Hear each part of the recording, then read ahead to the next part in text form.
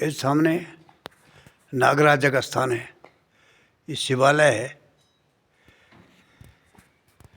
ये भगवान नागराजा का मंदिर है दिनियाली में। ये आप देखिए, मैं आपको पूरा दृश्य दिखाऊंगा।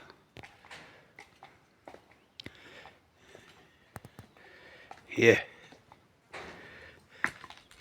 भगवान नागराजा का मंदिर है दिनियाली में। ये देखिए आप, ये हिमालय है और ये उत्तरकाशी जनपद का क्षेत्र है। सामने ये उडरी गांव है। ये हमारे गिरबान गांव, मोनाल गांव, ये तमाम क्षेत्र आप देखिए।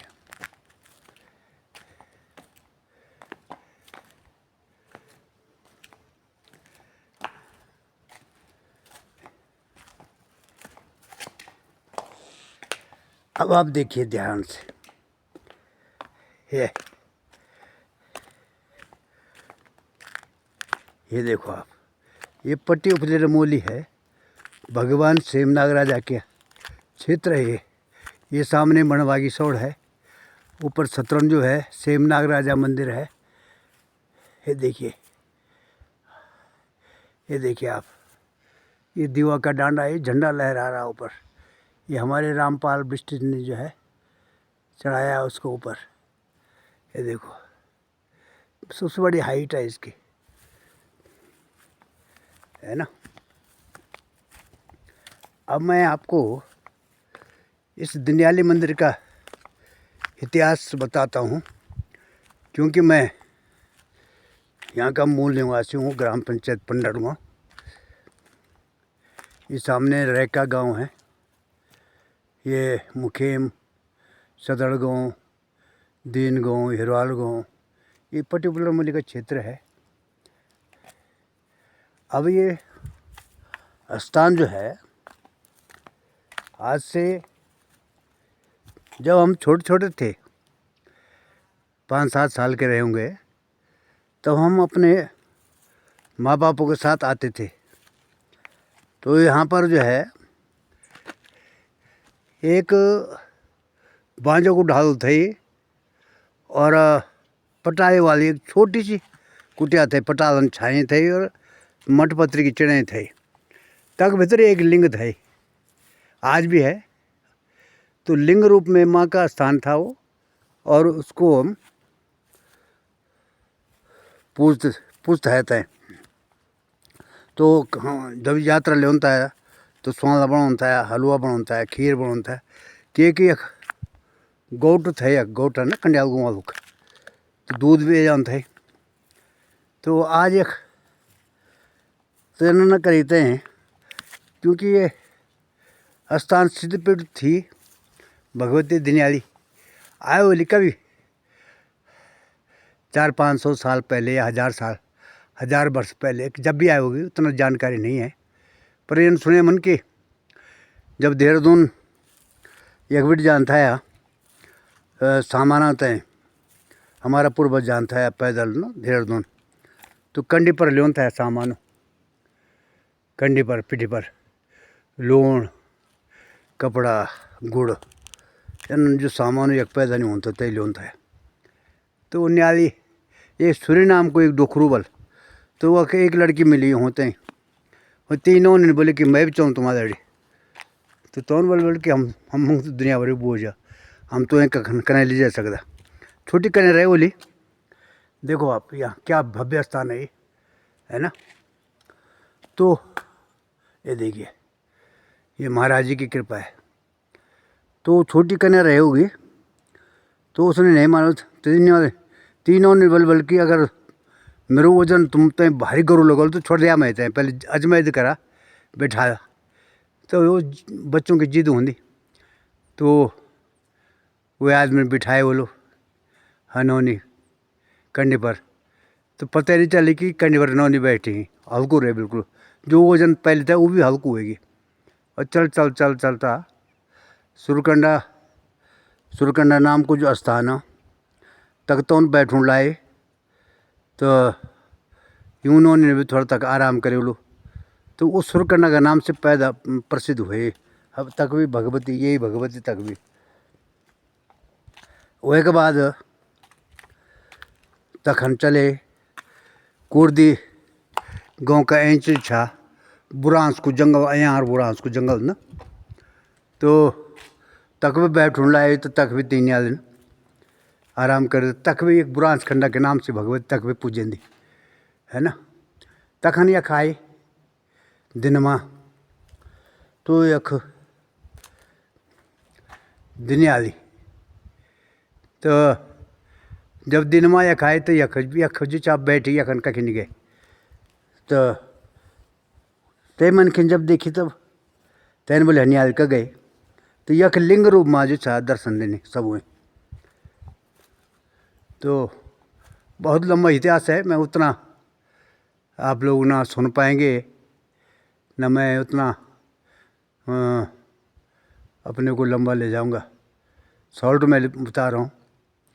तो फिर हम लोग जना मान था तय हिसाब से प्रथा, जो परंपरा थे, जो प्रथा थे, तय हिसाब से कभी कभी उन था जानता। तो अभी 25 साल 30 साल पहले एक बाल महात्मा के रूप में एक बाबा जी आए और उन्होंने यहाँ तप किया रहना, श्री रामभद्र ब्रह्मचारी जी। तो हमने सुना, हम लोगों ने सुना कि वहाँ कोई महात्मा रखा है। तब एक छोटू मंदिर बनी था, एक हल्कू सो सिमटेट। तो ये स्थान नहीं था, वो ये नहीं था, ये खाली ऐसे जनीय जगह निस दिखड़ा नहीं, उबड़ खाबड़, ऊपर ऊंचे नीचे जो बिल्कुल जनीय जगह दिखना, ये नहीं जगह है या। तो वो महाराज जी ने बहुत कठोर तपस्या की, भगवती प्रसन्न हुई। 3 भगवती ने बुलाया होला।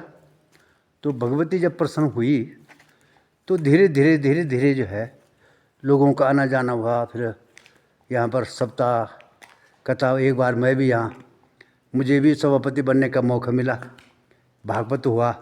तब मैं जिला पंचायत बन गया था 2003 में।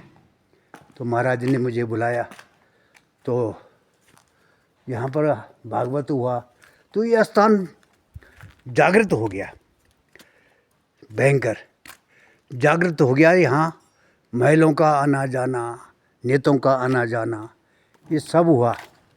और महाराज जी की प्रतिष्ठा भी दिन पर दिन, इनकी ख्याति बढ़ी, इनका भी प्रचार प्रसार हुआ, इनके दर्शनों के लिए लोग आना जाना शुरू हुआ। तो मेरे कहने का तात्पर्य यह है कि एक व्यक्ति की तप करने से यहाँ ये भव्य रूप आश्रम बन गया। देख लीजिए आप, ये जहाँ 500 आदमी बैठने की कैपेसिटी है कम से कम इस स्थान पर, तब 5 आदमी नहीं बैठ सकते थे। और एक वो सामने शतरंजू से मुख्य, जहाँ 3 मुख्यमंत्री, गृह मंत्री और विधायक की छोड़ो, विधायक की बात ही क्या करनी है। विधायक तो इस क्षेत्र से रहा, स्वर्गीय फूल सिंह बिष्ट भी क्षेत्र से विधायक रहा, हम लोग जिला पंचायत रहे। और बड़े बड़े मंत्री हैं, सिंचाई मंत्री, परिवहन मंत्री, अलाना मंत्री, फलाना मंत्री, से मुख्य। और हर तीसरे वर्ष जो है वहाँ मेला लगता है 11 गते मगसिर 26 नवंबर को। और कम से कम उस दिन जो है लाखों लोग, जगह नहीं रहती वहाँ, इतना वहाँ आना जाना है। वो क्षेत्र डेवलप नहीं हो पाया। वो जगह जहाँ की तहाँ आज भी है। वहाँ पर 5 आदमी की रहने की व्यवस्था नहीं है। चाय नहीं पिला सकता कोई, खाना तो रही दूर की बात, चाय नहीं पिला सकता है। पानी पीने का साधन, वहाँ नल है, धारा है, तो वहाँ पी लेता आदमी पानी, मगर कोई पिलाने वाला नहीं है। वहाँ जो पुरानी धर्मशाला थी वहाँ भी कब्जा कर रखा है, तो और अब वो टूट भी गई। तो मेरा कहने का तात्पर्य है कि जहाँ लाखों रुपए की इनकम है वो स्थान आज जीरो है, और जहाँ 1 पैसे की इनकम नहीं है वो स्थान आज लाखों में है, करोड़ों में है। देखो आप, करोड़ों में। आप सुन रहे मेरी बात। तो मेरा कहने का तात्पर्य यह है कि जहाँ गृह मंत्री पहुँच गए, आदरणीय मुरली मनोहर जोशी जी वहाँ पहुँचे हैं, वहाँ निशंक जी वहाँ गए हैं मुख्यमंत्री, खंडूड़ी जी मुख्यमंत्री वहाँ गए हैं, हरीश रावत मुख्यमंत्री वहाँ गए, विजय बहुगुणा मुख्यमंत्री वहाँ गए। हरीश रावत साहब तो मैं भी वहाँ से हेलीकॉप्टर में देहरादून चले गया था। तो उसके बावजूद भी उस धाम को पांचों धाम बोलते बोलते ना वो पांचों धाम हुआ, ना वो धामों में परिवर्तन हुआ। वो आज भी एक जैनो नहीं बोल रहा कि जन गौटू भैंसवाड़ू हूँ तनु मंदिर तय को बाटू नहीं घाटू नहीं कुछ नहीं। तो और ये रास्ता ये देखो आप, यहाँ पर पानी की व्यवस्था है, हैंडपम्प वो दो मोटर है, नीचे कुआं में जो है एक कुआं है, वहाँ महाराज ने पहले वो वहाँ पानी निकलता था, वहाँ महाराज ने कुआं का रूप उसको हौद का रूप दिया और उसके अंदर वाटर प्रूफ जो आपका जनरेटर अंदर घुसा रखा है और वहाँ से पानी डालते हैं वहाँ से। और फिर जो है वो यहाँ पर बीच में एक मोटर और है और उसमें जो है आप बिजली के द्वारा यहाँ पर लाइन पहुँच गए, बिजली की लाइन पहुँच गए। क्या नहीं बनाया। मैं तो महाराज जी को जो है ना, मेरे पास ऐसे कोई शब्द ही नहीं है। हालांकि गांव वालों ने उनका विरोध भी किया है ना, मैं हो सकता मैं भी रहा होगा उसमें शामिल, पर मैं उस हिसाब से नहीं रहा। मेरी सोच कुछ और थी। मैंने तो महाराज जी के साथ जो जितना मेरी योग्यता थी, जितना मेरी जानकारी थी, हेल्प की है। परंतु कभी कभी लोग जो है मुझे गुमराह भी करते थे, मेरे कान भरते थे, पर मैं उनके बहकाव में नहीं आता था। तो यहाँ के लोगों ने उनका विरोध किया, मगर आज वो लोग कोई चले गए, कोई कहीं गए, कोई गए, वो जहाँ के तहाँ है और महाराज जी कहीं से कहीं पहुँच गए। आज इन्होंने उत्तरकाशी में भी, ये सीताराम बाबा के शिष्य हैं। सीताराम बाबा कोई छोटा महात्मा नहीं था, बहुत ऊंचा महात्मा था, पहुँची हुई शक्ति थी। जैसे मेरे गुरुजी स्वामी शिवानंद परमहंस मध्य प्रदेश में, वो भी एक बहुत सिद्ध पुरुष थे। ऐसे ही महात्मा जी, ऐसे वो महात्मा थे, उनके शिष्य हैं। ये देखो आप, हिमालय है सामने, ये सुमेरु पर्वत, ये चारों तरफ, ये देखो, ये कितना सुंदर स्थान है। मैं तो कह रहा हूँ आप लोग यहाँ पर आइए और यहाँ इस स्थान का लाभ उठाइए। इस भगवती के स्थान पर जो भी आता है उसकी झोली खाली नहीं जाती, ऐसी कृपा है। तभी तो यहाँ ये दिव्य स्थान बना है। ये शक्ति है, महान शक्ति। और नीचे पंडर गांव के सामने भैरव मंदिर है, वो भी अपने आप में एक सिद्ध स्थान है। वहाँ भैरव बाबा रहते हैं। तो आप भैरव बाबा के दर्शन भी करिए, भगवान नागराजा के दर्शन करिए, भगवती के दर्शन करिए। आप लोग जो है ना, जहाँ से कुछ मिलता है वहाँ आदमी जाता नहीं है, जहाँ मिलता नहीं वहाँ चले जाता है। अब गंगोत्री आदमी जाता है तो गंगा जी तो है, वो तो हरिद्वार में भी, इलाहाबाद में भी है, कानपुर में भी है, बनारस काशी बनारसी में भी है, तो वो तो गंगा है, उसके दर्शन तो चलो एक अलौकिक दृश्य है। वहाँ भी हिमालय है, बद्रीनाथ है, केदारनाथ है, जमुत्री है। तो ये जब तुम इतना वहाँ आते हो, बद्रीनाथ, केदारनाथ, गंगोत्री, जमुत्री में आते हो, तो नागराजा से मुख्य में आया करो, दिनयाली देवी में आया करो। हालांकि दिनयाली देवी में 1.5 किलोमीटर पैदल आना पड़ता है, ज़्यादा नहीं है। रैका गांव से रैका तक बस आती है, अपनी गाड़ी है तो वहाँ तक गाड़ी आती है। वहाँ से आप जो है पैदल 1-1.5 किलोमीटर आते हो। वैसे घोड़ा भी है, घोड़े के साधन भी है ना। वैसे ही भैरव मंदिर है पन्नड़ गाँव में, वहाँ गाड़ी जाती है, वहाँ तो 500 मीटर भी नहीं है पैदल। तो ये तमाम स्थान है, आप इन स्थानों का लाभ उठाइए। जितने भी यात्री हैं, जहाँ जहाँ आप लोग आते हैं, इस स्थान का भी आप आनंद लीजिए। एक अलौकिक दृश्य है। ये देखो ऊपर देखो आप, ये दीवा का डांडा है, ये सबसे टॉप है, ये उत्तराखंड का सबसे ऊंची पहाड़ी है ये। और ये झंडा देखो, वहाँ किसी ने, हमारे जो यहाँ पुजारी है इस मंदिर के, रामपाल जी बिष्ट रैका गांव के, उन्होंने अपने साथी के साथ वो झंडा महाराज जी के कहने पर झंडा वहाँ पर और 5 रंग वाला झंडा है। ये देखो आप कितना लहरा रहा हो, ये देखिए, ये देखिए है। ये रास्ता है यहाँ से कुर्दी, गहरी कुर्दी जाने का, बिथाना, जोगत जाने का, क्यारी। हम लोग यहाँ से जाते थे क्यारी, वहाँ हमारे भाईबंद रहते थे।